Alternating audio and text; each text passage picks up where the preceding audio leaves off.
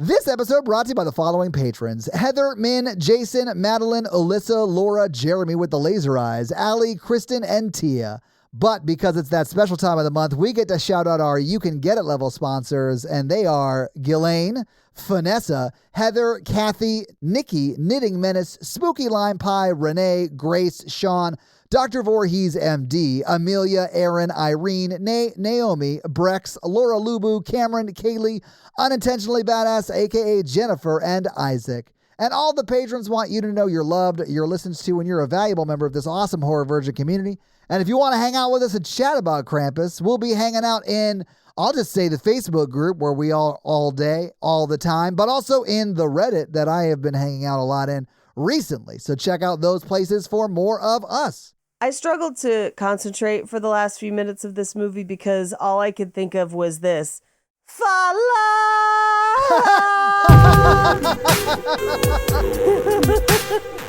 It's the merry and bright Haloon. It's the Mary Shack Snow Shrek.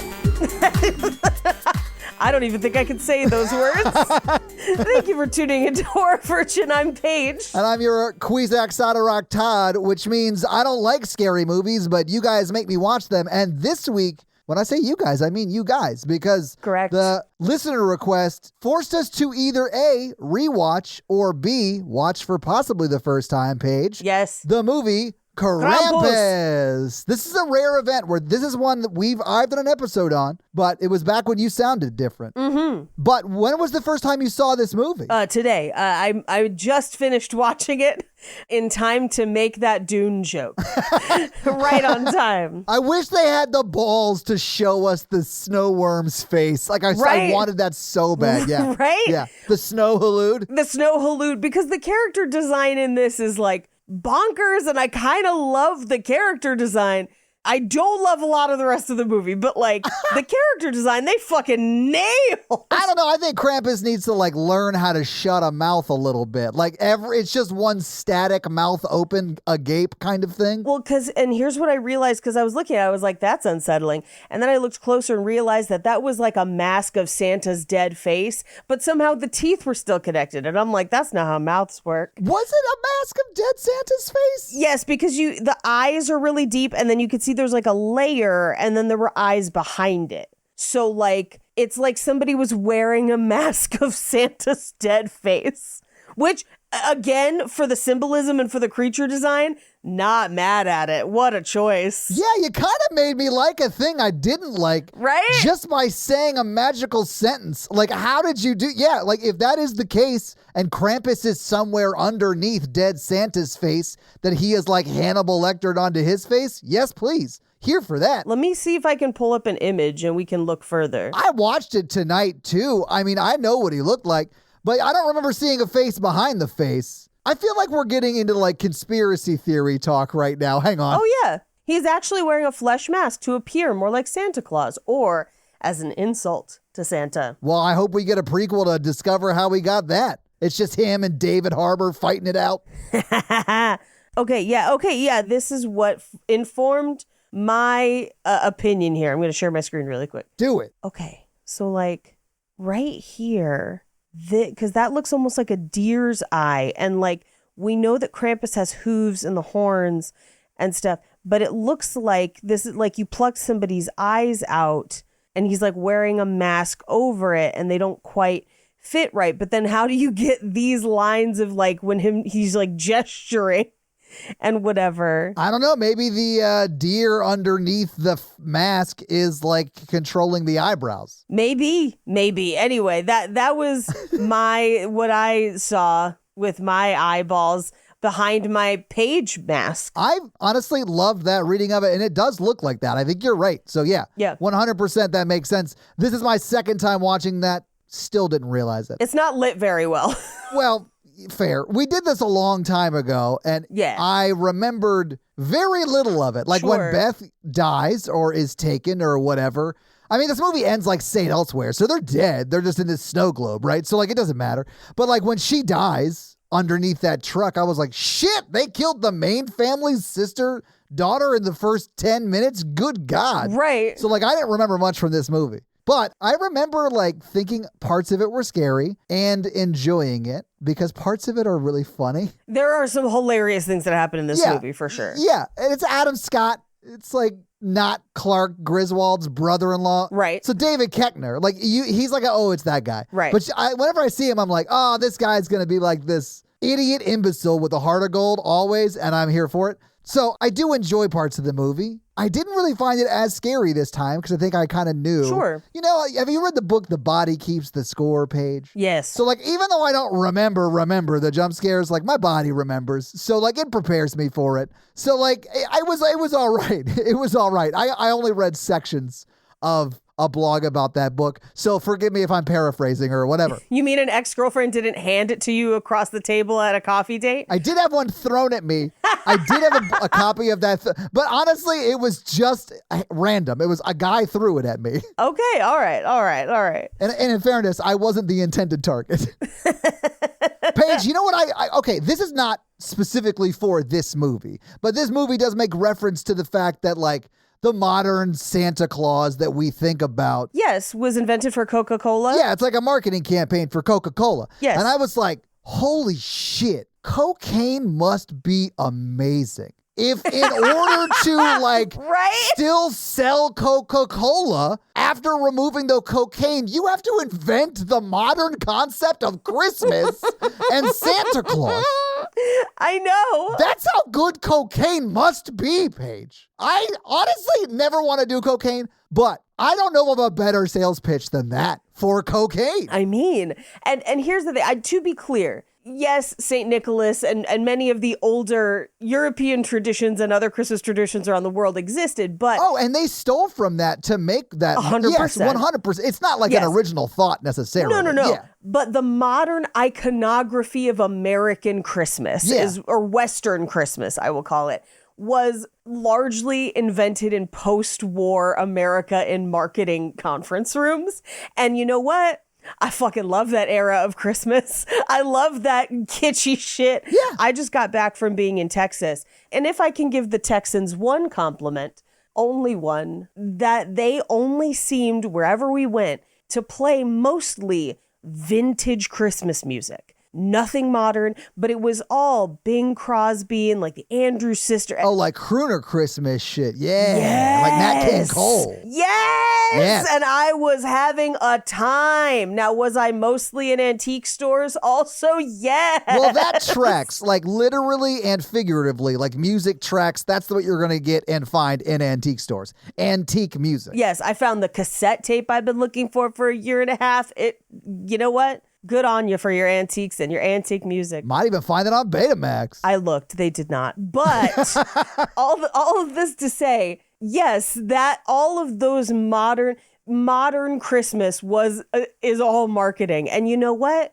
Embrace it and understand it and choose to engage with it in ways that build you up instead of tear others down. Let's put it that way. Yeah, stop being mad that Coca-Cola did what Christianity did. That's just like a really good story to sell shit. Anyway, cut that part. People will get upset. But you know what Christianity didn't have? Tinsel. No, a polar bear that likes brown water. Look, hey, as a Bible person, they did it to Mithras and stole Yule celebration. Like, look, we tried to do it and we were marketing it okay. But you know who really nailed it? Coca-Cola. Yeah. And they had to. That's how good cocaine is, Paige, apparently. They had to thread that needle. Amazing. Oh, cocaine's so good, people still eat fruitcake. What's wrong with y'all? I've never once eaten a fruitcake, and I don't abide fruit normally. Don't cake it. I mean, look, cocaine's so good, it had me cursing through the aisles of a grocery store this week because they had sold out of white fudge covered Oreos. You hear me? Paige, why are you going to the grocery store high on cocaine? It's the only thing to do in Texas. This movie came out 10 years ago. Yes. And I do think that it would be different if it came out today. And I'm only saying this because, yeah, it's a post-GLP-1 world. So, like, as Krampus is coming down that chimney, he's going to just slide on down. He's not going to have to break out of it. And I know it because those came out like a few years ago, and Krampus is famous. He's been on that stuff forever at this point. Yeah. Krampus is now on Instagram shilling the gummies that help you poop after taking GLP-1s. Right? Yes, that's a thing. Yes, that's an influencer lane. And you know what?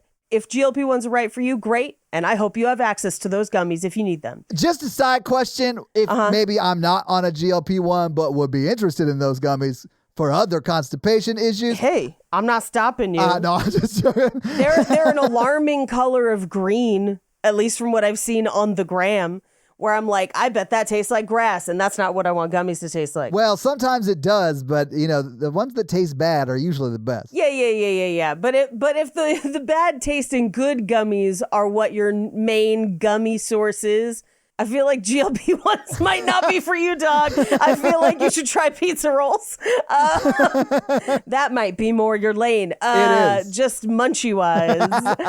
But you know what? Vaya con Dios. Whatever safe and available gummies you have, may they be gummy unto you in this holiday season. I do want to point out that the movie, I think, and we'll talk about budget and all that stuff, Paige, later in the show. You've experienced the format once or twice. No, tell me more. We'll talk about it later. But for what the budget was, I do think it looks great. Okay. Like, it is pretty well done. Like, it's not a single location, although it could very easily be like a soundstage, a really big like soundstage like hangar. Sure. But like still, it looks convincing. They do like a they're lot. trapped there. Yeah. So like I really kind of dig the movie. It's got a lot of famous people, which is fun in a movie like this. It does. That is, I would say, a horror comedy. Like there are some horror elements clearly, Yes. but you also have like that yoink sound effect when Aunt Dorothy gets sucked out the window. She's my favorite. You know what I'm saying? Yeah, of course Aunt Dorothy's your my favorite. I actually have an Aunt Dorothy who is amazing and I love quite a bit, and I wish this character wasn't terrible. Sure. Because they have the same name in my mind. But I do love, like, the character is very funny and it makes her fun to watch on screen. But, she's not saying the best thing. Like, she gets kids drunk in this movie. So, like... Look, who's amongst us has not been handed a mug with alcohol in it underage at a Christmas party. Let the first one cast their mug. But like... Paige, my Aunt Dorothy would have been like, at the scene where she's like spiking the coffee or whatever, my Aunt Dorothy would have been like, no one here can drink coffee. Yeah, I was like that's say. where it would have been a no for her. You know what I'm saying? Like that's the kind of person my Aunt Dorothy is, who I love and is great. How dare you? It's hot. I know. Hot beverages? No. What? No. I feel like everything you have said is true. There are some very funny moments. There are very talented people in this turning in great performances. Nobody's doing badly in this movie. Adam Scott is so serious in this movie, and He's everything great that's in this. happening around him is hilarious. And I think that's one of the things I love about it. Like, he is just like a guy whose daughter has been taken and he's got to figure that shit out. You know what I'm saying? He's got to figure that shit out. Yes, they're all just living in the moment. Yeah. My frustration comes from... You're right, Paige. There weren't any phones. They were just a family living in the moment. You're right. living in the moment, no phones because of the blizzard. Yep. Here are my key kind of points of contention. In some ways, because they have good actors who are turning in good performances, they fumble their metaphors a bit because people start to make the changes that they are supposed to make for their arc in the movie. And yet there's no satisfying resolution for that. And they start to happen too early because this movie doesn't know where to put anything. This movie is a pacing nightmare. I started tracking timestamps as I went because the pacing was so unbelievably crazy bonkers bad. When you started talking about characters having arcs, I almost wanted to be like, hang on a second, Paige. That doesn't really happen in the movie. Like, it's all just like it's very slasher, honestly. It feels very much like a slasher on some level. Well, yes, but it deviates from slasher in a couple key points. It does not have the pacing of a slasher, and that's why at the very end of the movie, it just sucks 3 people into the earth because it doesn't have time to kill them. Paige, and we never see Snow Halud. We never see Snow the monster Halud, right? that is impervious to shotgun shells and can suck people into snow like it's like the biggest vacuum ever. No clue, right? It's not paced like a slasher. So it drags so badly at points because people are just walking around the house and nothing is happening. But then on top of it, because we don't get the mythology until over an hour into the film. So we as the audience don't even really know what to be scared of, and if something is something to be scared of or to laugh at. We don't really know. And then on top of that, all the characters actually do have arcs that they establish, and they spend 35 minutes establishing who all these people are and what their key thing is that they need to fix about them for Christmas. And then it starts to pay those things off. In fact, it gives us the note, like the note he wrote to Santa highlights a bunch of them, and we see plot points of them paying it off. Yeah. But then we have the mythology of like, y'all stop believing in Christmas and all this bad stuff happened, and now Krampus is going to come and kill you. And he starts killing them off even as they are realizing their potential in those arcs, but not in satisfying ways because their like end doesn't match their beginning. It's not a circle on the like, if we're looking at story circles. And so at that point, when nothing was resolving as far as the emotional stakes in the movie, I was like, and I'm not saying this to brag, I am saying this as a screenwriting and storytelling note. The second they were not resolving their emotional arcs, I was like, it's a dream. Because otherwise, no one proofread this. And so then when he woke up, I was like, it's a dream. And I was like, but then if it's a dream, then no one realized their arcs. And we're not actually seeing anyone's arcs realized in this scene. They're in snow globe purgatory. And that's exactly what happened. And I was like, why? You mean the Saint Elsewhere ending of it all? Yeah. Yes, the Saint Elsewhere, which is, I did cackle out loud. I was like, ha ha ha, really? Yeah. But for that, it's kind of like, we have all these good performances. We have the potential for emotional arcs. And I feel like it's because they didn't really know where to go with the mythology that we lose it all. And it's kind of a wash in the middle of the movie. They treat the mythology of Krampus like throwing pasta against a wall. And if it sticks, it stays in the movie. It's like the Key and Peele Gremlin sketch of like vegetable gremlin, it's in the movie. A weird owl with a baby face, definitely in the movie. Was that ever a Christmas thing? No. Bear with shark teeth, also in the movie. Like alien queen Jack in the Box, you bet it's in the movie. And it's that of like, now again, I've already said, love the creature design. And so as we see all these fucked up weird things, I'm like, yeah, hell yeah. All right. Fuck. Why? But then trying to grapple with what anyone's motivation should be or what they should do next or anything that should happen in the movie goes out the window because you're like, okay, so they have no additional knowledge on how to beat it or how to do anything. They're just going to run. Okay. Nope, they all got sucked into the snow, so no one learns anything. Yeah, it's the nihilist ending of it all, which I kind of don't love either, right? It's like such a downer, but you know. Well, it's just not resolving the things you set up. Right. It's setting up dominoes and then just wiping the table instead of knocking them down. That's why I said this movie doesn't really have arcs. It's just like, you know, here's a thing that happened on my street one time. It's like that. Right, which is not good from a story perspective, by the way. That doesn't hold together really well. No. But cool character design, man. Super cool. It is pretty cool. Paige, one last thing, and then we gotta get into the movie scene by scene. Yes. But this movie, personally, I think, sleeps on the real danger. And that's like hair grandma, if she drops that Krampus bell in the snow, like it's an instant hell portal. Right. Thank God for cars. Right? Right. Because like if Jingle Bells, if the Krampus bell was like a turn signal for a horse like it was before cars, that definitely would have hit snow at some point and opened up a hellmouth.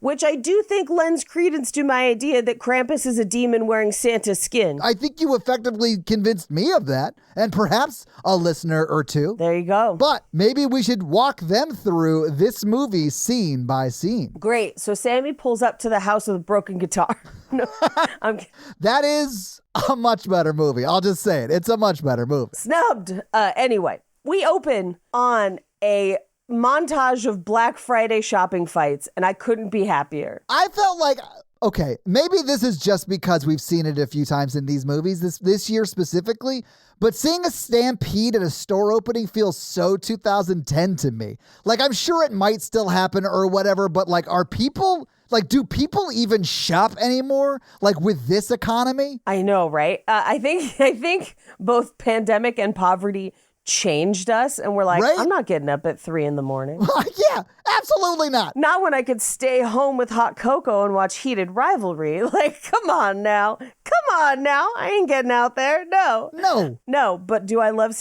also I love that it's Mucho Mart. I mean, yeah. It's where they're at. And I went into this pretty blind because I didn't see it when it came out. I remember listening to the episode when you guys did it, but I knew there were like famous people in it, but couldn't remember who was in it. It was Mikey, Jen, and I. Oh, thank you. But as names came up during the fighting, I was like, Toni Collette, Muriel, you're terrible. Like, I was so excited. I was like, are we getting Hereditary then? I was going to bring that up because this is the second movie we've done on this podcast where she kind of gets like hung in the attic for a bit. At least in this one, she keeps her head on. Like, Yeah. Yeah. And there's a lot fewer naked old people. Not none, but fewer. There's enough. Yeah. Hey, there's a weird baby-faced owl. So there's that for you. That really wants to stick his stick-like tongue into Toni Collette's ear. Everyone's trying to eat out everybody's ears, and I can't. Why they all got tongues? Paige, maybe like Ferengi, it is their most erogenous zone, and I hate that I know that. And Why do you know that? I really wish I didn't see your face react to me saying that. Because I have to live with that shame. You just unlocked a core memory. Oh no! I hate so much that I know that. But like, fact check me, nerds. Anyway, there's like 1,000 people right now Googling erogenous zones on Ferengis, and that makes me happy. There you go. Anyway, but this like slow motion, like stampede, like also devolves into like a fist fight where Rudolph the Red-Nosed Reindeer is beating the shit out of Joseph from the Nativity. Nativity fight! Yeah. That's what I have in my notes. We actually come to find out why this fight started in the next scene because Rudolph the Red-Nosed Reindeer in this is Max, who's like one of our main characters. Can I ask you, as someone who I believe has been at multiple live nativities in their lifetime, what's the best way you've seen one go wrong? I have been to a lot of nativities. I'll just say that. Man, I've seen one go wrong in a way that like I am uncomfortable talking about on a podcast because it was like we may have to cut this. It was not meant badly. Good intentions. It was a predominantly white church trying to do like a historically accurate depiction of what would have been like. And they got accused of some appropriation and like, Sure. And honestly, their parishioners mainly didn't love it either. Sure. And so it became an issue. That's probably the worst way I've seen one go bad. I threw up during a nativity performance when I was 8. So like, that's probably the one I should have gone with in hindsight, but Todd, that's the one I have essentially Oh, yeah? So my sister and I growing up, we would do choir at school and then also choir at church. And we happened to, for a while, go to school at our church because our church had an attached private school to it, right? Right. And there was a huge like Christmas pageant one year, and I texted my sister and my best friend Melody, who would have been on the risers, one riser up behind me, and my sister would have been kind of one riser behind me as well, just height-wise. A girl in front of me on the risers while we're singing as the nativity and everything is going got sick and threw up on the risers. Yeah. Right now, Okay. These are adult choir risers. If you've never been on choir risers, they are rickety death traps. They are. I've never been on one and thought, oh, this is stable. Yeah. I've never had that thought on any riser ever. Never. You're never like, we should definitely have 40 people standing on these. Yeah. Yeah. So teachers came and like ushered that girl away, but it left a puddle that looked like chicken noodle soup. And then I just spent the rest of the time staring down at it, like couldn't stop looking at it. And we happened to be singing a song called Happy Birthday, Jesus. Happy birthday. Happy birthday, Happy Jesus. birthday, Jesus Christ. No, it is, I believe, like an old like 50s and 60s song that they had recycled for choir. But the reason I remembered it is because John Waters covered it this year. What? And I'm pretty sure, I haven't had a chance to listen to it. I got like notifications about this while I was in Texas and was just like texting my sister like, oh my God, do you remember this? And she was like, I had blocked out The Girl Who Barfed on the Risers and now I'll never forget it. Thanks. But yeah, that's the second worst one, because I've definitely talked about the time that the donkey shat in the middle of the stage, right? Yeah, I do remember you telling that story. Here's why I think you remember the pile of vomit, Paige. It was the googly eyes that were just staring at you from it. Yeah, just right in the middle of it. I was like, what? Why did she eat googly eyes? Why? Paige, I'm in a weird mood. I'm very sorry. Me too. No, that got me the same way. I was at my best friend's house making Christmas candy with my godson, and his father, my best friend's husband, came over, and I was like, yeah, I don't know. It was I was describing something kind of weird, and he was like, oh, you mean like the idea that George Washington is wood, but his teeth are real? And I was like, what? And like, it broke my brain for a moment. And he was like, I don't know, think about it. And then just walked away. And I was like, thanks for that, Will. What are we doing? I love that, though. Yes. Right? Come on. Right? Hey, who wants to throw another log on the fire? Not so fast, George Washington. You sit your happy tooth ass down. You sit your ass down. We need you. And yes, I know historically his teeth were not wood. They were stolen from people that he enslaved, and that is horrible. Those are the real teeth in the wood in George Washington. Other than that, he was just all wood. I'm not saying it's right. No, but I'm saying, what if he was turned into wood as some sort of curse? That'd be kind of fun. Yes. Right? Just think about it.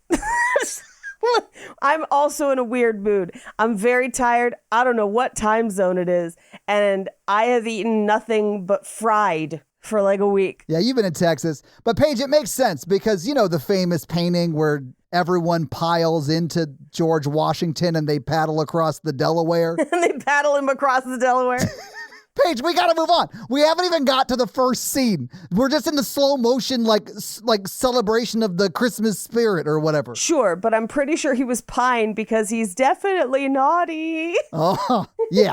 He was 6'3" and rich in a time when tall dudes were 5'4". Oh. Yeah. Yeah. He had multiple sets of fake teeth. None of them fit in his mouth. Imagine that running towards you on the battlefield. Like the scariest thing you've ever seen. Yeah. Anyway, I do just have a note here that says, ooh, Dickens. And it's more just a reminder for me to ask if you and Natalie went to the Dickens Fair this year. We didn't know, but it was this past week. We didn't have time. Yeah. Oh, I'm sorry, man. Anyway, we cut to this house, and the family of Rudolph, a.k.a. Max, is coming home. Yeah. As their grandmother is making what look like incredible Christmas cookies. I would sit in a kitchen and make Christmas cookies with Omi for the rest of my life. Yeah, Hair Grandma looks like she could make a cookie. She could, and I'm on her side for all of the movie. Also, she has Mason Cash mixing bowls. This has been Paige's mini cookware corner. Can I just outline the fight that they're talking about in this scene? Because yes, Max decked Joseph, you know, famously of the nativity. Right. Because Joseph told everybody Santa wasn't real, which is some real nativity energy. It's like, excuse me, shopper, have you heard the good news? Santa isn't real, but Jesus is. Yeah. So give me all your gold, frankincense, and write me a 4-page paper on why not breaking the first commandment kicks ass. Right. Sounds to me like Joseph had it coming. I'd punch that kid in the face too. I was just waiting for baby Jesus to jump up and be like, you're not my real dad, and you never will be. Ooh, why's he got to bring the truth like that? Oh, it's because it's Jesus and he can't lie. It's just like Liar, Liar. I forgot. Right. It's just like Liar, Liar. And also George Washington with that cherry tree that, oh my God, did he cut down his own family? Anyway. Oh my God. Because they're made of wood. Dude, George Washington did what it took to get it done, no matter how much he had to sacrifice. Oh, no.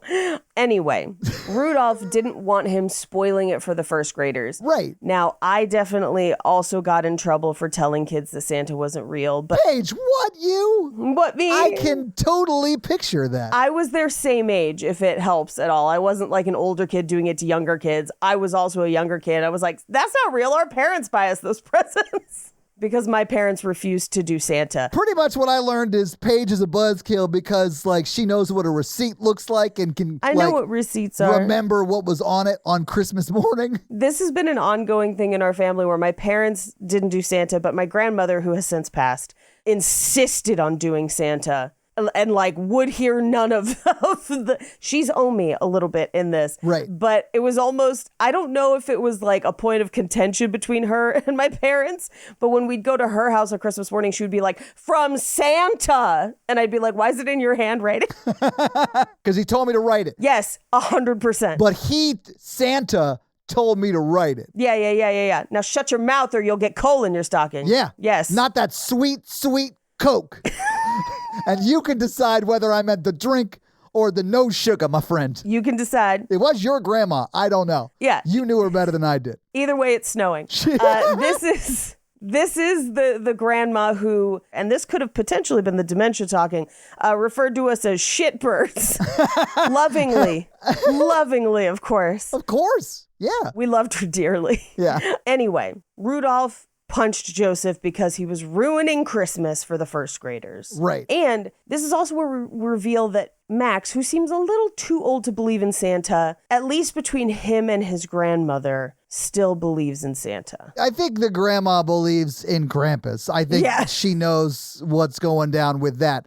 Although I don't think she knows at this point he's coming tonight, but I think because of the experience that gives us the flashback animation, she knows that exists. I don't know if she knows Santa Claus exists. This is just my belief system forged in the last 2 hours since viewing this documentary about the Krampusnacht. I think Krampus and St. Nick are kind of two sides of the same coin. Yeah, it's like Dr. Christmas, Mr. Krampus. Dr. Christmas, 10 cc's of jingle, stat. Yeah, I don't know. But yes, I could see that. We're going to have to cut off his gay apparel. I'm so tired, John. You're going to ask Santa to not wear like designer clothes. You're expecting him to wear like a Giovanni Ribisi? Like that's like, no, he's going to wear like some designer gay apparel. You know what I'm saying? Well, now I'm just thinking of Krampus wearing Giovanni Ribisi's skin. And where are we now? Oh, God. I think because Grandma knows Krampus is real, so must Santa also be real. And the belief in Santa and the hope of Christmas is what keeps Krampus away. Well, and honestly, just keeping the fire hot. If I learned anything from Grandma, it's that. Look, keeping the fire hot's what's kept Christmas joy in my chimney all December. Hated everything about this joke, but I'm glad we got through it, guys. Yeah, no, we got through it. Sort of.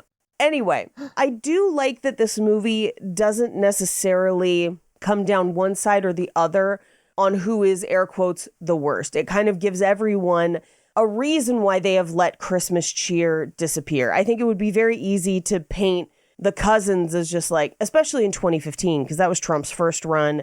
And I think now the division between the two would be even more visible. Yeah. But to paint the cousins as like essentially January 6ers and then to be like, but we're good. The movie doesn't do that. To its credit, it also displays ways in which this family has also let Christmas go out of their hearts and is maybe not as kind as they should be and is maybe not doing their best. And it's small things like clearly Omi has been making all of these classic Christmas cookies in the kitchen all day.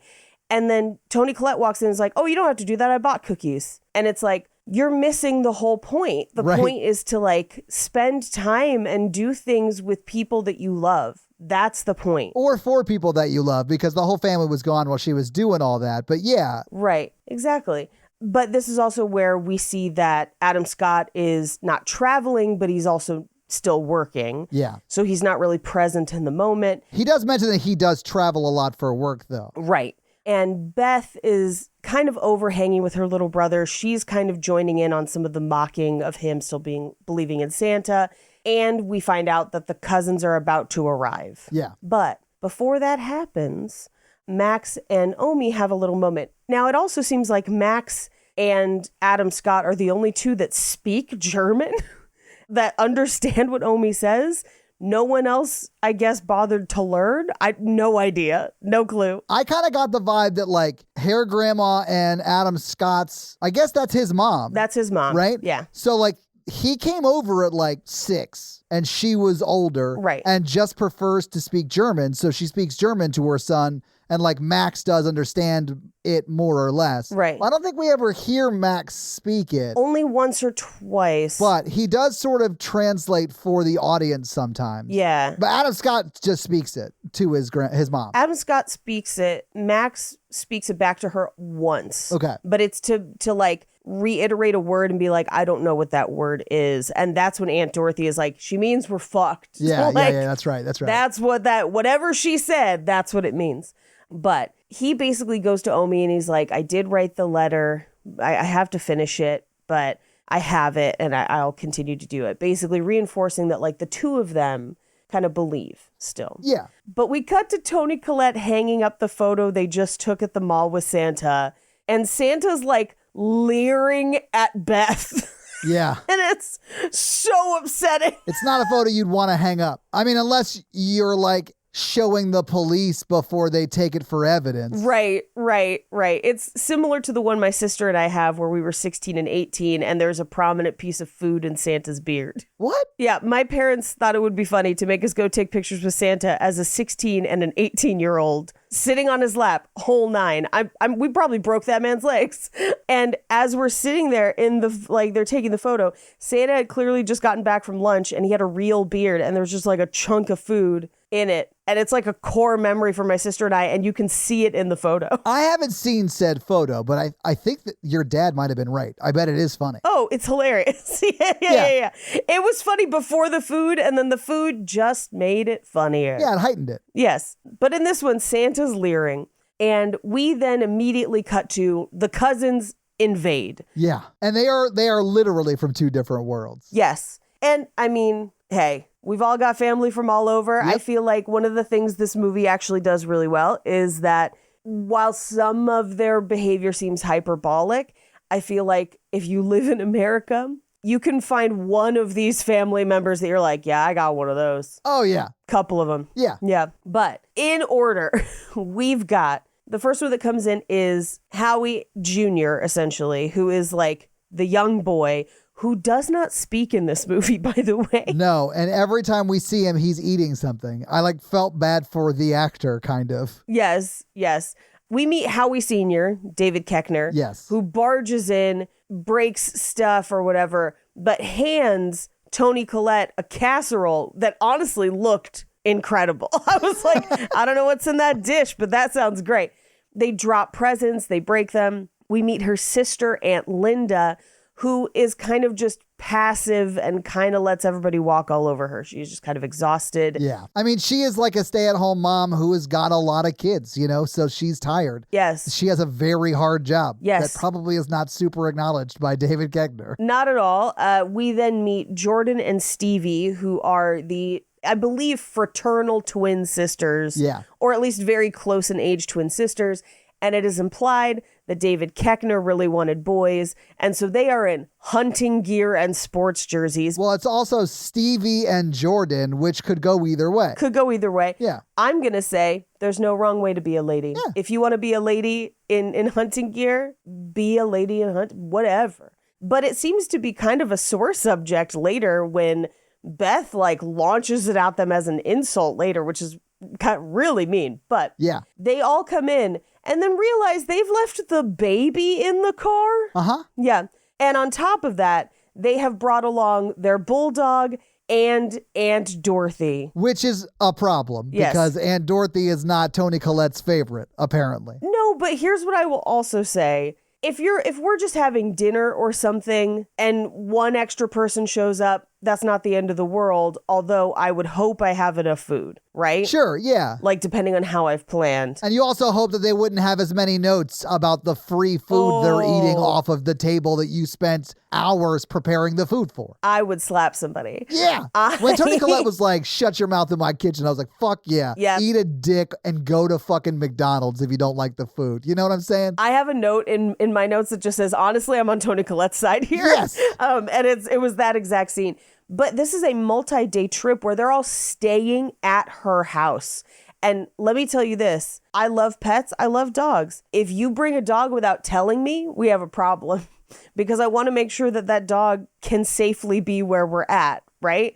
And if you just show up to stay at my house without telling me, we got a problem. Yeah. I don't know where you're going to sleep. Like, the level of entitlement there is, for me, astronomical. That's so crazy. Yeah. I know other people might not take it as bad, but I'm like, if you showed up on my doorstep with a dog and were like, great, I'm staying here, I'd be like, you absolutely should have texted first. Yeah. It's not a no-go, but like, you should have texted first. And I'm going to be a little frustrated that you did not. I love that you, and I don't know that I disagree, Paige, but I love that you're like, Aunt Dorothy just showing up out of nowhere. That's fine.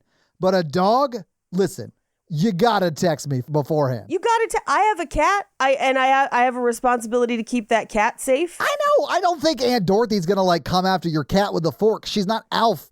But like, I also think it's funny that like you have higher rules for pets than you do people, which I guess makes sense because people know to use the bathroom. Yeah, people know to use the bathroom. People know where their food is. People know not to eat my pets. Like that. That's why. And here's the thing. It wouldn't be the dog's fault. And I love dogs, but I'm like, I know that a dog is a dog. And so I want to make sure that that dog is free to be a dog and not be in a situation where it's going to be yelled at for being a dog. I mean, yeah, that makes sense. Right? Yeah. Anyway, so they all start eating dinner, even though they're complaining. And they start making fun of Max for still believing in Santa. And they have managed to steal the letter. Yeah. And they read this letter out. And this letter is so sweet. I love it because they're like doing it to make fun of him and like tease him and stuff. And it's all like, you know, here's what I want. Here's what I want for my family. And it's like these kind, sweet things. And then it gets to literally his bullies in this moment. And it starts asking for nice things for them. And it's like so satisfying to see them experience what it feels like to get high-roaded so publicly the first time, because it sucks, but it's funny to see. Can I tell you what I really wanted from this that I didn't get in this movie, that I feel like is 2 steps more towards camp that would have made this like bonkers slasher funny versus what we get? What? And that is for everyone to have died in a Faustian version of what's in this What's letter. in the letter, yeah. Yes, where it's like, I wish Beth and I could hang around again. Beth should be hanging, right? Yeah. Like, that's what I wanted. And I feel like we would still end up with the dream/snow globe ending if that happened. But like, if we're going to be that campy about it, do the whole thing, right? Yeah. Like, Yeah, do it right. hang Beth, be like, Mom and Dad miss each other. Well, they were firing at the thing, missed, and got each other, like, or something. Yeah. I was kind of sad we did not get that. Yeah. But this whole thing like leads to a fight where like Max is like, I hate Christmas. And then he runs off to his room. It's very Home Alone, if that kind of makes sense. Yes. But Adam Scott comes up there and is like, no, you got to send your letter to Santa. And I was like, buddy, it's the 23rd. I don't even know if Norm Macdonald keeps the ferry to Smearensburg open this late in the holiday season. So like that letter's probably not making it, boss. No, you're going to need one of those Costco, like, hoot, like bank tubes. Right? To get it to the North Pole. Like the vacuum suck bank tubes? Yeah. Yeah. And why doesn't your house have one? Pores. What? Do you have a direct one to Smearensburg or, sorry, the North Pole? No, I don't. And it's my ultimate shame. Actually, but this is Paige's Cookware Corner. If you start a fight around my fucking dinnerware and break a plate, no fights at my table. Paige, I would never fight at your table. I would be eating and then full and then not capable of fighting. Exactly. Yeah. But so Adam Scott comes in and he has this like, I actually really like his speech here where he's like, I don't even like these people. Why should we be, friends with them? And he's like, it's because they're family. And sometimes family is trying to be friends with people you don't have much in common with. But then he amends it and is like, or maybe it's the chance to try and find what things you do have in common with people that you wouldn't normally think you do. Yeah. Which I actually think is like a great, all of these like pieces in this first 35 minutes are setting up really good emotional stakes that just don't pay off in the movie at They don't fully pay off, no. No. But he encourages him to mail the letter, but he doesn't. He tears it up and throws it. Big mistake. Honestly, huge mistake in the Huge. mythology of this movie. Like that Huge. that one thing literally kills everyone in this movie. Everybody. And he wakes up on the 23rd and there's a snowman in the yard that they didn't build. J'accuse. It is an ominous looking snowman. It's not like Frosty looked, like all happy and a little bit drunk. Like this guy looks just a little bit drunk and no happy. Like he looks aggressive, like a mean kind of Frosty. Right. He looks like a mean Frosty. Yeah. Mean Frosty. One that you can't dip fries in. He's yellow. You know what I'm saying? Yeah. Mean. Yeah. And all the power is out and they have no service. They can't see anybody else on the street. Everyone seems to be gone. So what's worse than being stuck with family you don't like, being stuck with family you don't like, and no internet? Like, rough. Right? Having to talk to them. Oof. Magoof. But at this point, Beth is like, I'm going to go to my boyfriend's house. And her parents are like, yeah, all right. But like, be back in an hour. So she leaves. Meanwhile, they're trying to tell Max to get grandma out of the fireplace, but she is keeping the fire hot and has made hot chocolate. Yeah. To make it all better. I think Granny kind of already knows what's going on. Oh, yeah. Yeah. And she's just like, we're just biding our time until that weird owl baby comes to lick our eyeballs out of our skulls. I mean, that kind of happens. I mean, That happens. Yeah. That kind of happens in this movie. The only way it'd be more fun is if that bird exploded like Nightmare on Elm Street 2. yes, please. Right? But a guy from DHL delivers a package to them, and then they bring in a mysterious bag of things they find on the porch, which these are all of the Krampus presents that he has his little minions hiding in. Yes. Which I think is where the baby owl, the owl with the baby face, comes from one of these boxes. Well, I also think the music box snake thing is in there. Yeah. So, yeah. And the bear and the little robots. Yeah, like all of them. But meanwhile, Beth is trying to get to her boyfriend's house and finds the DHL van completely frozen with that guy dead. And she hears the sound of Krampus on the wind. Do you hear that? Do you hear that Krampus on the wind? Yes, I like Krampus on a cracker, but on a wind will do. I'm going to start only when around like the holiday season. When something bad happens, I'm going to be like, Krampus on a cracker. And anytime I see a deadly snow snake, I'm going to go in with a fa We honor the snow halud, old man of the blizzard. Yes. We honor the rumble and his hush. Yes. Let his past swallow our foolish and spare the meek. Yes. Keep our hot cocoa hot and our ankles unclaimed. And deck our halls Yes. with all the boughs of holly. Bless the coming and the snowing of him. Yes. Yes. If you asked me if I was going to create a parody to the Fremen prayer for the Shai-Hulud on this episode, I would have been like, yeah, duh. You saw the mini snakes, right? Duh. You saw it. Snow snakes. Yeah, clearly I was going to do that. It was either that or Tremors, and maybe we should have picked Tremors. Damn it. Tremors is a better pull. I like it. We have not done a Tremors sequel. We need to do the Tremors Paige, sequels. how could we? This is why Kevin won't return my phone calls. That and he doesn't know who I am. Oh. Anyway. She's running through the snow from the snow halud and from the Krampus moo. And like she hides under the van and she's like hearing it all around. And then she just sees the little music box and she screams and we don't see anything else really. Yeah. But we cut back to the house and they're like, Beth should be home by now. And everyone starts to get a little bit more nervous until Adam Scott is like, hey, David Koechner, do you think your Hummer can get through the snow? And he's like, Lucinda? And I was like, what a great name for a Hummer. Of course. Yeah. And you know what? I bet it had truck nuts on it too. Yeah, they're the biggest nuts he's got. Yeah.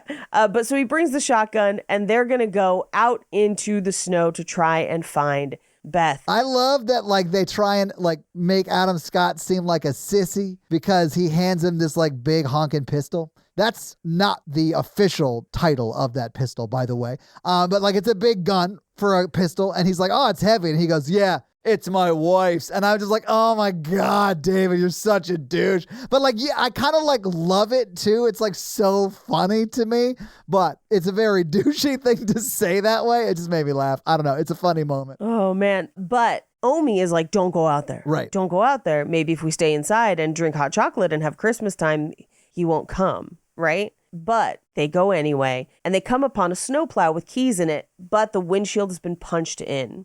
They keep going, and they do have guns with them because who knows? Merry Christmas. Well, because they don't know what's going on out there. You know, it could be like a Stephen King thing, you know? Like I've seen The Mist twice. Right, because up on the rooftop arose such a clatter, and it's probably a 12-point buck. We're going to make that shit splatter. Like we've got a shotgun and a honking pistol. Let me check the brand on it. Yeah, no, it's a honking pistol. That's what it's called. Yeah, not a creature was stirring because I mowed them down. No rat kings on my watch. How long's that barrel on that honking pistol? Oh, we don't call it a barrel. We call it a bill. Oh. Anyway, Paige, we got to move on. Wait, how long is that barrel? 39 and a half foot pole. Sorry. I did just watch that version of The Grinch, too. Anyway, they get to Derek's house, and it's fucked. Yeah. Super fucked. I do love that we see one of the gingerbread men stabbed into the fridge. Yes. With like a knife, and he's like, some sick bastard did that or whatever. Demented son of a bitch. That's what he said. But that's not, he had to kill it. Like whoever did that was smart. Yep. Now, back at the other house, they're starting to hear noises as the Krampus stuff surrounds the house. Yeah. And Grandma knows what's up and is like, oh no. I mean, she's German of a certain age. Like, she remembers some dark times. Yeah. We were in the back. All we heard was yodeling. Yeah, you know. She claims not to remember where she was from 39 to 45, but you know. Who can remember? When her story picks up, it's from Argentina. Yeah. But at Derek's house, they also find the hoof prints, and they're like, what walks on its hind legs that has big hoofs like that? And they hear a scream that sounds like Beth and go running out into the snow. Yeah. But no sooner have they run out into the snow, it's the snow halud. They should have walked with rhythm. That's why it called the snow halud. Have they not met Snowdaya? I'm going to say something that I think has been passed down through generations of winter peoples who have dealt with the snow halud, and that's giddy up, jingle horse, pick up your feet. Giddy up, jingle worm, Paige. What are you galloping under the snow? Little horses down there? That's ridiculous. Who's to say we didn't see it? Hooves to say, Paige. Hooves to say. But he gets pulled under, something grabbing and biting his leg. Adam Scott frees him and is like, let's get in the Hummer. The Hummer is fucking destroyed. Yeah. So they book it on foot back to the house and make it just in time to terrify everybody. I do love that, like, it cuts to, like, back home, and they're like, we got to go find him. Like, they've been out there too long. We got to go find him. And then they come in, like, one of them, you know, Howard, is, like, pretty injured. Right. And then the other one's like, oh, my God, it's the craziest shit you've ever seen out there. Right. It would be the scariest thing to happen right before you were trying to amp yourself up to be brave enough to go and do what they just did. You know what I'm saying? Right. Well, and the kids are there, and they're like, shh. And he's like, I mean, it's fine out there. It's great. Aunt Dorothy, go take the kids and get them drunk. All right. He doesn't say that. He's like, take the kids into the kitchen and make them hot cocoa or whatever. And she does. And then she spikes it. Yeah, she's like, this is Charlie Sheen's favorite on the set of 2.5 Men. Winning. Because that is the main thing that actress is known for outside of this. Oh, yeah, that is her. Yeah, you're right. Yeah. But at this point, once the kids are out of the room, they're like, how much ammo do you have? If it bleeds, we can kill it. You're like, all right. Right. But now they're going to start kind of trying to formulate their plan. And they're like, we're going to have to find a way to get help or something and go out and find Beth later, but we can't go out and find her right now, basically. Their plan is essentially, we're going to hunker down and wait till the blizzard stops, and then we'll go look for Beth again. You know, like, it's too blizzardy. Like, there's an active blizzard going on, and snow halud. We're going to give it a beat. Right. And wait till it stops blizzard. So it's then we can just deal with the one problem, you know? Right. Exactly. And at this point, they're like, hey, are we going to die? And also, Grandma's acting weird. And he's like, she's always a little weird around Christmas, but she doesn't like to talk about it. Right. Anyway, they all kind of hunker down for the night. And David Koechner's like, I'll take the first watch. You get some sleep. But unfortunately, he falls asleep and all the candles burn down and the fire burns down. And apparently the only way to keep Krampus out is to keep the fire hot. And they did not do that. But at this point in the movie, I was like, this is a long ass setup. Yeah. For us to just now be kind of getting an idea about who this is or the mythology of it, it's been almost 40 minutes Yeah. of a 90-minute movie, effectively. Yeah, and we have to wait for David Koechner's weaponized incompetence before we get to see anything cool. Right. You know what I'm saying? Right. Like, he's the kind of guy who, like, if they all died here, he would shout at them, "This is why you shouldn't have let me take first watch." Like, that's the kind of guy he is. Yeah. I told you I don't have my sleep apnea machine. Good, you're not supposed to be sleeping on watch. I like the mask. It's comfortable. Anyway, now that the fire is burned down, all of the little critters from Krampus start invading the house, starting with the gingerbread down the chimney. And Howie Jr. wakes up and goes full Augustus Gloop and just like eats the little guy and then gets chained and dragged up the chimney. Toni Collette tries to drag him back down. They make like a chain, but they still can't save Howie. It's like a barrel of monkeys. Yeah, it's like Toni Collette grabs Howie Jr. and then Adam Scott grabs her legs, and then it is like barrel of monkeys. And then eventually they're all like, just let Howie go. Like, we've never heard him speak, and they're treating him just like the, quote, fat kid in a time period in which that's no longer cool. Right. So, like, just let the character die because, like, we're embarrassed to it's on screen. Right. Anyway, so that's what they do. Right. And it's, a chain of, but it isn't my fault. I was given those beans. You persuaded me to trade away gingerbread for beans and, like to go all the way down. Yeah. And now they're like, what is going on? And this is where we get to stop motion animation. Looks really cool. It does. I think it might be some CGI. It looks great. Yeah, it looks good, though. This is the one part I was like, ooh, cool, good choice. But Grandma now is like, let me say this in English so you will all fucking understand. I did love that Grandma refuses to speak in English unless the audience really needs to hear it. You know what I'm saying? It has the same energy as, and only because I just watched this recently, Lucy Liu in Kill Bill Part 1. They question whether or not she should be head of the Yakuza because she is both a woman. She is both a woman.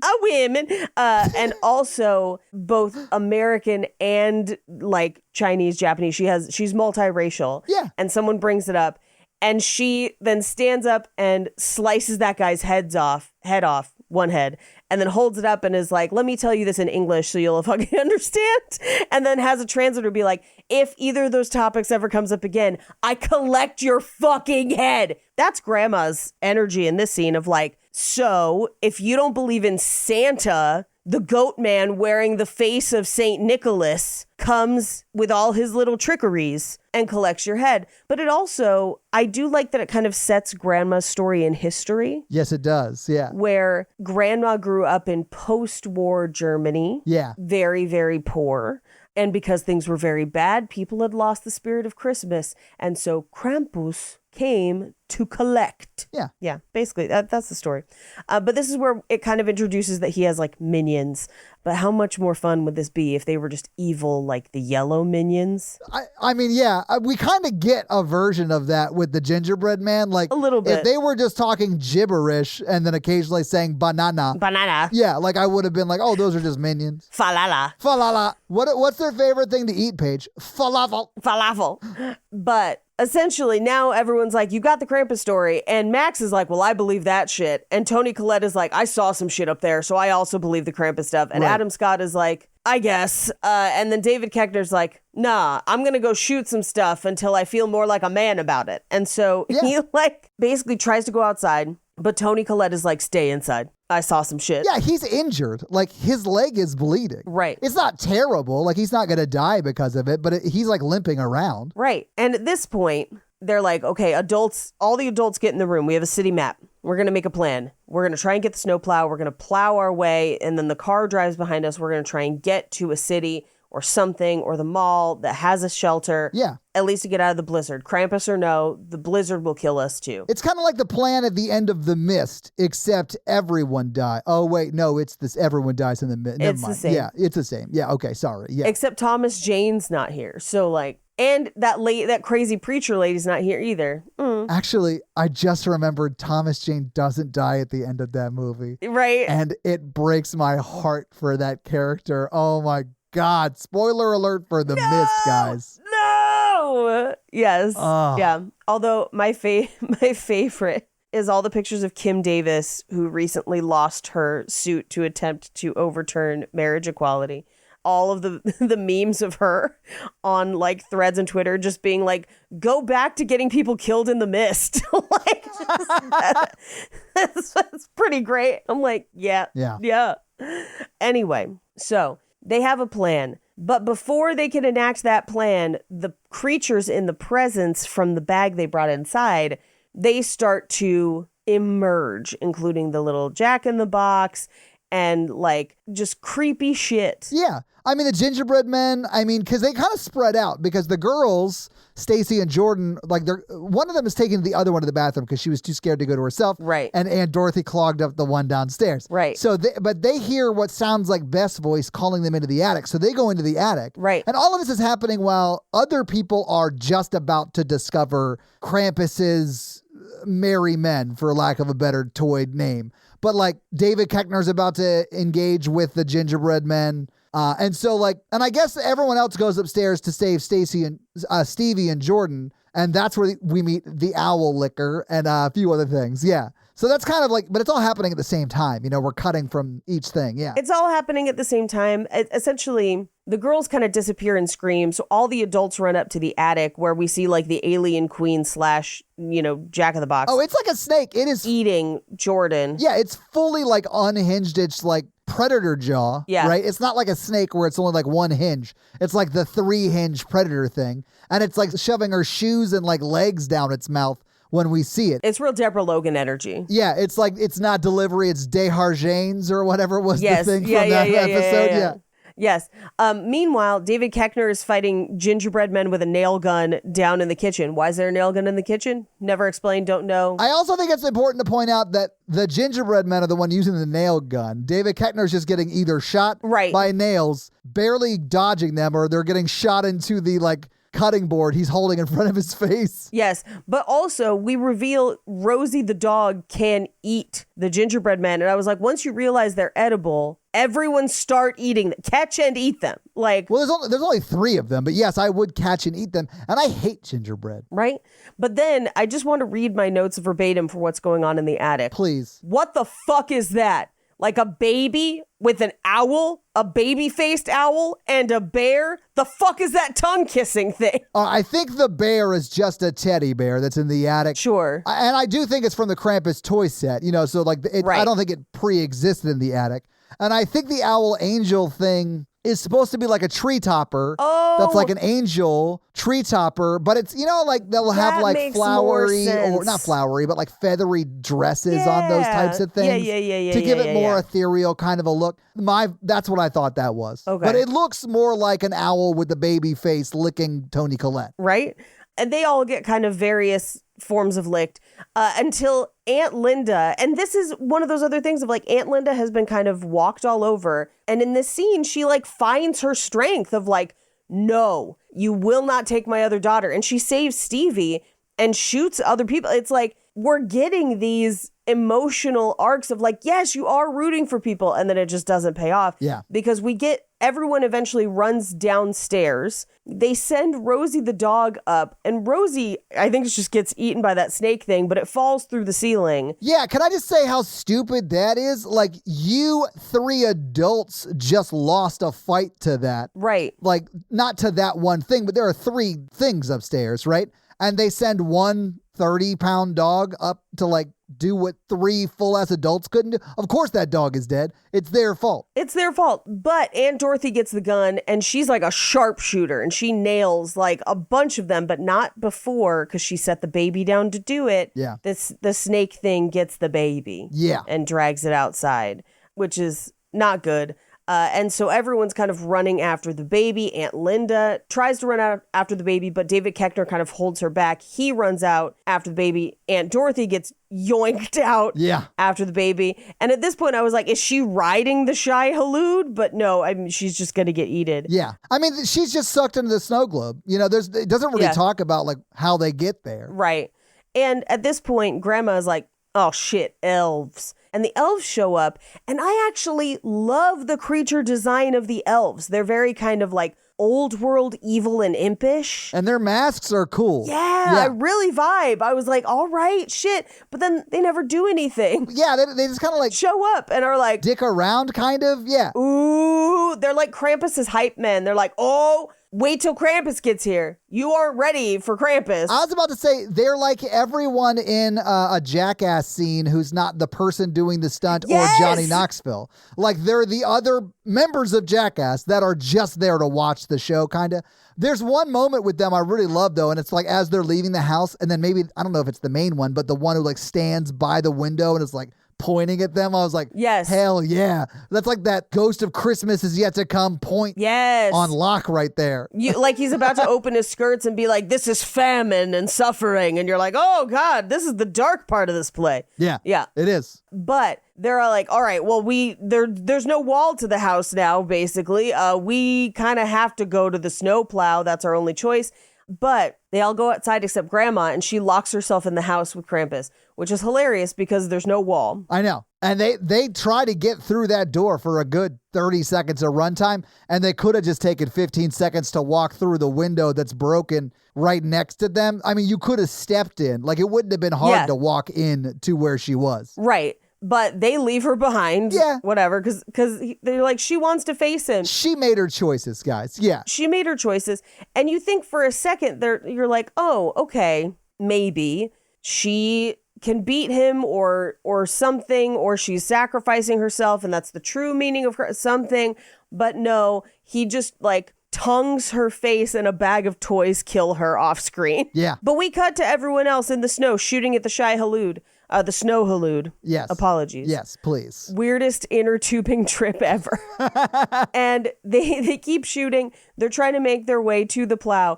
And as that happens, Adam Scott gets sucked into the snow. Then Aunt Linda gets sucked into the snow. Then Toni Collette gets sucked into the snow. 3 main characters, all parents, get yoinked in the matter of 30 seconds. Yes. And then like, who is it? Stacy left or is it Jordan left on the cousin side? It's Stevie's. Stevie, not Stacy. That's right. So like Stevie is like yelling at Max, a younger cousin than her. Like Max is probably 12. Like, right. Start the plow. He's like, I didn't drive stick. Like, even if I could get it started, I can't drive it. Like, what are you saying? My favorite is he's like, we have a hybrid. And I love that's such a great non sequitur line. Yeah. But the elves show up, they yank Stevie out of the car. Yeah. And we do see the snow Halud swallow elves as well, which I thought was interesting. I think that's just showing that the snow Halud doesn't care. Doesn't care. It's like a sarlacc pit of snow, a snowlac pit, if you will. Exactly. But essentially, Krampus is there with all his elves, and it's like a whole fucking thing with like a sleigh and like all of this stuff that you're like, this would have been cool to see a lot more of this, although it's probably too expensive. Probably some of that. Anyway, Krampus comes up and gives Max the bell, just like Grandma, because he's supposed to be the one that stays and tells people and spreads the good word about Krampus until he copies that bell onto another videotape. Good Krampus unto you, fellow citizen. Yes. Like, that's not at all how this ends, though, because he's in the snow globe at the end of St. Elsewhere. Yeah. Because he drops the bell and is like, fuck you, bring my family back. And Krampus is like, I'm sorry, did you think that's how this fucking works? What the fuck is wrong with you? Yeah, I do like that Krampus, even though he doesn't really have many lines, when he's like, I don't want your jingle bell. He's just like, well, I'm not Target. You can't do refunds, you dumbass. Like, what are you saying? You can't do returns. Like, I don't know anything about Krampus, but I'm pretty sure in the Krampus lore, he doesn't care about refunds. You know what I'm saying? Like, he's not that kind of Krampus. It's not Boxing Day.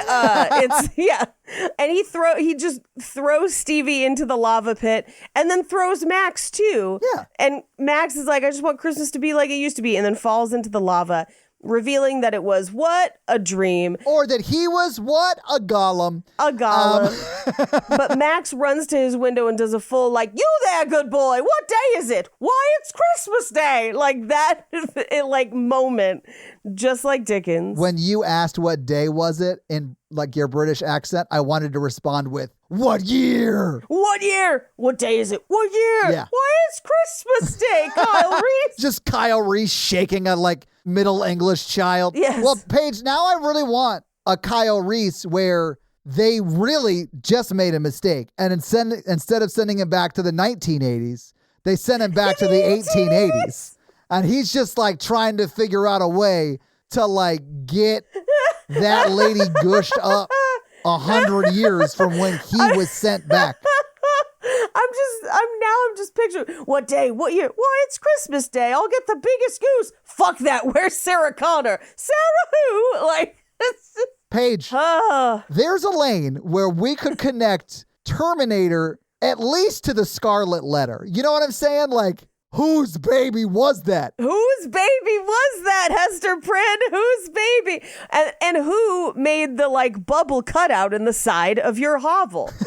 Oh, man. We are in a goofy, giggly mood. I really just want a TV show that is more or less just Quantum Leap. But it's like every episode starts with like, Kyle, I'm sorry. We're going to get it right this time. I'm so sorry. Like, well, you got 48 hours. We're sending it back to 1980, whatever. And like, it's always the wrong year. And it's always somebody else he has to help. And then Ziggy comes and takes him back. And then the next episode starts with like, sorry, Kyle. This time we're going to get it. We're going to send you back to 1980 something. And he's like, stop saying something and tell me the exact date. And year. Good news, Kyle. Condoms haven't been invented yet. Bad news, Sarah won't be born for 70 years. And Kyle Reese has the face of a man who still doesn't know what a condom is. That's true, because they wouldn't have... Right? What's a condom? Yeah, he's from the future, Paige. Now pause while I try to drive this car. I have no idea how to drive. Oh, man. Anyway, somebody commented on I think it was one of the Facebook groups where they're like, sometimes I think they enjoy making the episode more than I enjoy listening to it. And I'm like, sorry, bro. Yeah, I do want to say if that's the case, sorry. Sorry. But I do enjoy making the episodes. Yeah, I love talking to Paige. It's fun. We're having a good time. Yeah. This kid has a really cool advent calendar. I like it a lot. It is cool. It is very old school. I like it. I bet it belonged to Grandma, and she lets him use it because he still believes. Hair Grandma. An Oscar Mayer wiener whistle. How did he know? Anyway, he goes downstairs, and it's like perfect Christmas. Yeah. But then he has a moment of like, wait a second, it's too perfect. And he opens a gift, and it has the Krampus bell in it. Yeah. And everyone is like, oh, what? Oh, no. Are we in Christmas purgatory where we only get taxidermy as presents? Sounds like the best kind. And then it like zooms out and it reveals that they're in a snow globe that is in what looks like Ed and Lorraine's basement. But if instead of being paranormal like fraudsters, they collected weird snow globes. Right? But then some of the snow globes just have trash in them. And they're like, that was definitely possessed. That Sprite can, possessed. Yeah. And that's the movie. You see the one where the golf ball's on the tee correctly? It's haunted. That's how it got up there. Paige, so having seen the movie, having talked about the movie, what did you think about Krampus? I mean, it's fun enough, I guess. Yeah, that's kind of how I feel about it too.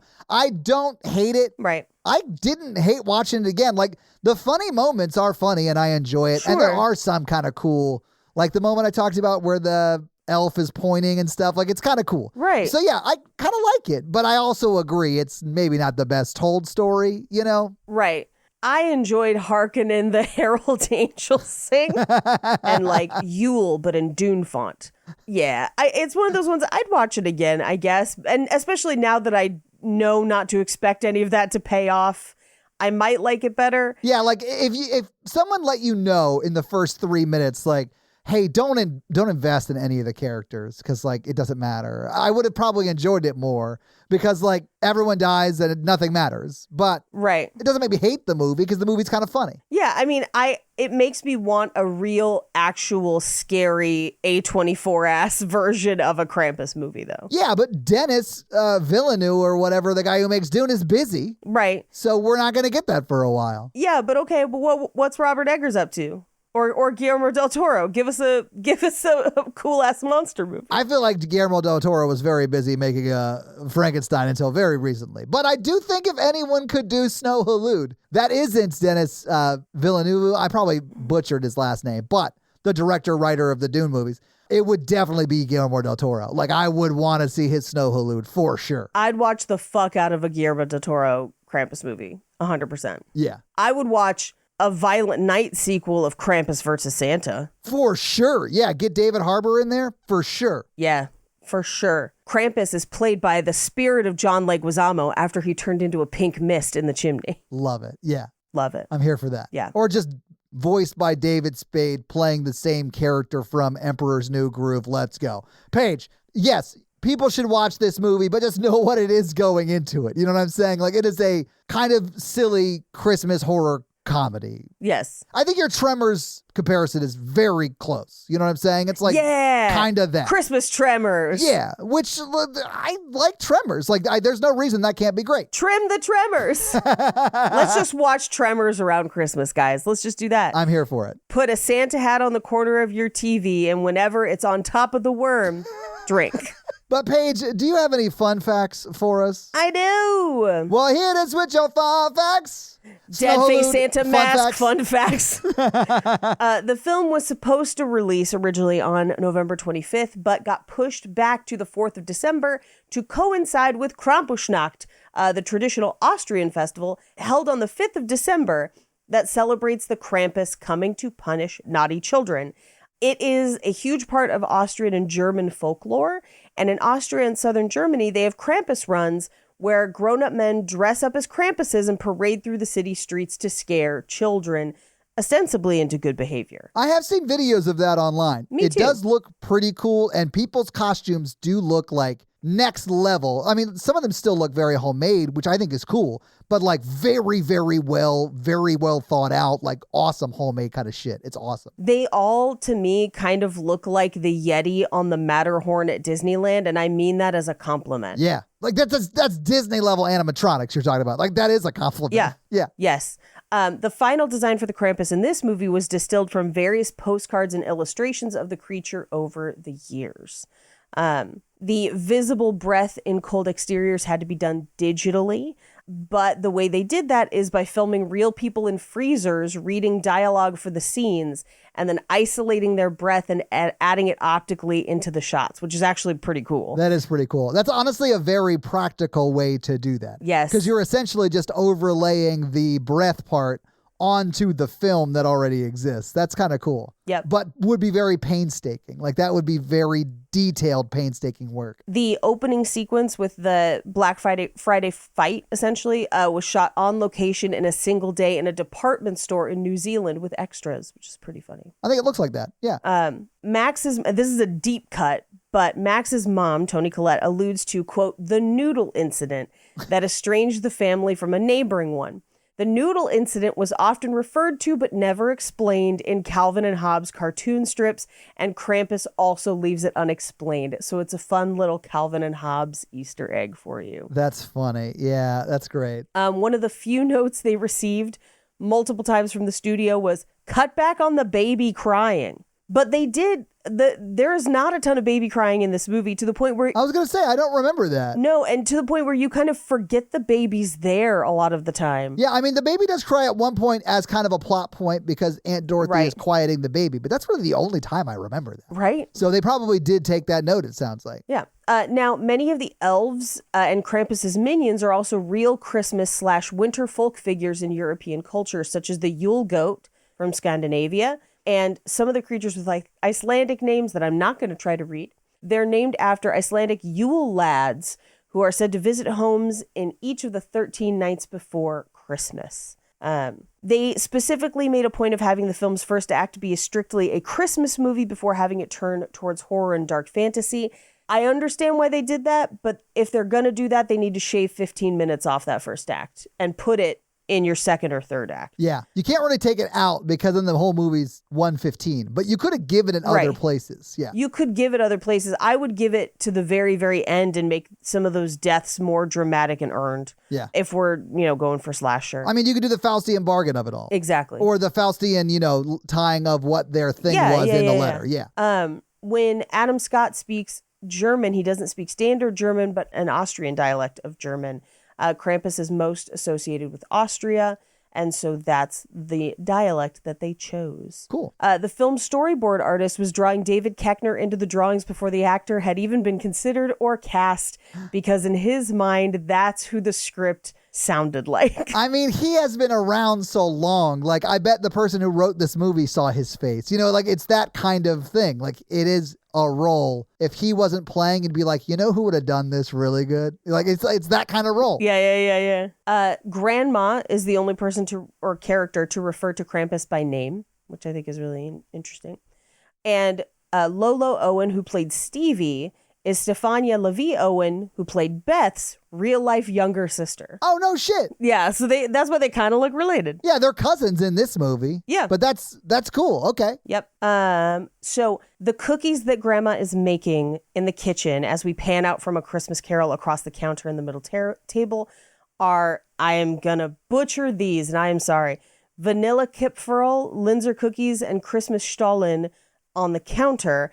This helps establish the family's rich Austrian heritage to shadow what is to come. And having been to that part of the world at Christmas, I can heartily say that those countries have Christmas cookies on fucking lock, dude. Like, I wish.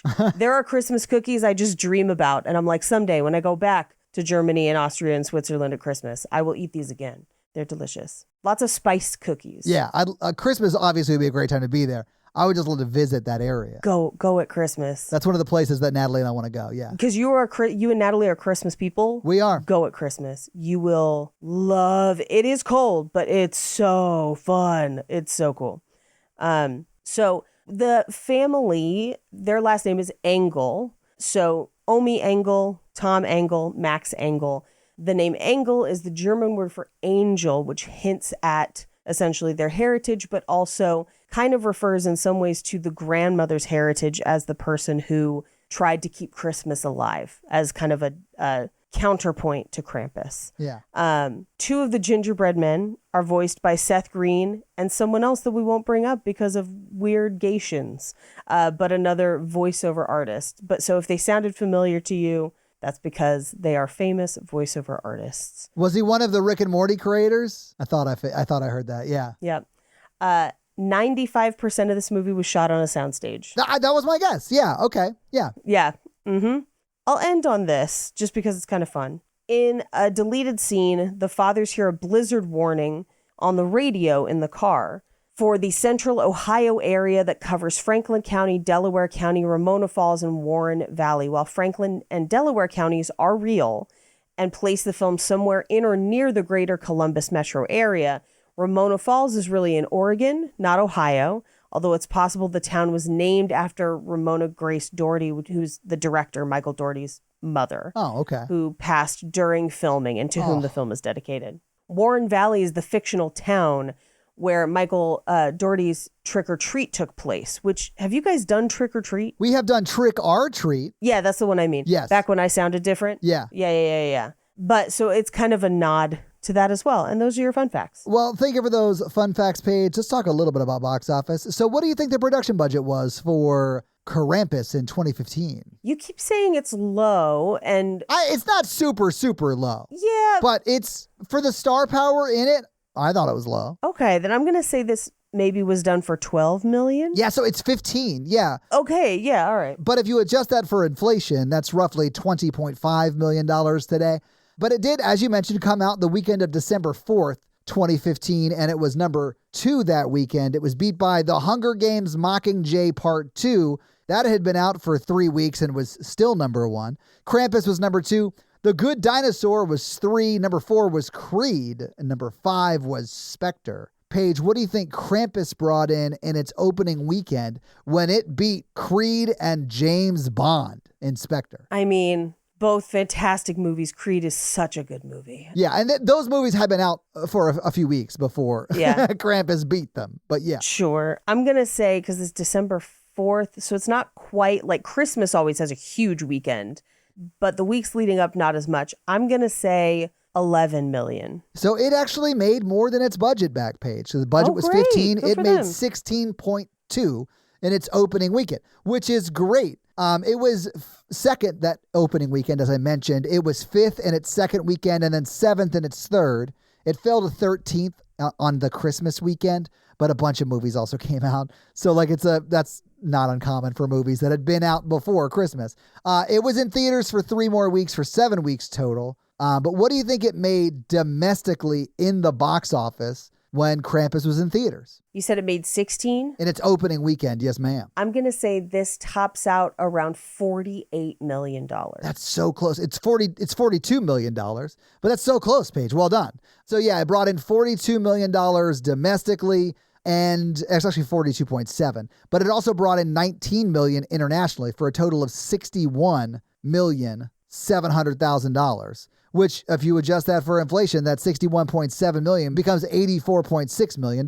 So not bad. It also brought in another almost 10 in the domestic DVD and Blu-ray sales. So it definitely made money. It was a profitable movie. Anyway, Paige, that's your box office. Do you want to hit us with that scary scale? Ooh, yes. Our scary scale is the scale of how scary we found this movie while watching it today, with 1 being Ghostbusters and 10 being Texas Chainsaw Massacre. Todd. I'm going to give it a 1. I'm pretty sure I gave it a higher score last time, but like I was talking about with the body keeps the score, like I knew when the jumpy stuff was going to happen. So I got through it pretty easily tonight. Yeah, I'm going to give it a 1 as well. And that is your scary scale. Yeah, so this week, Paige, the listeners made us watch Krampus and or revisit in my case. And guys, thank you. I kind of enjoyed it.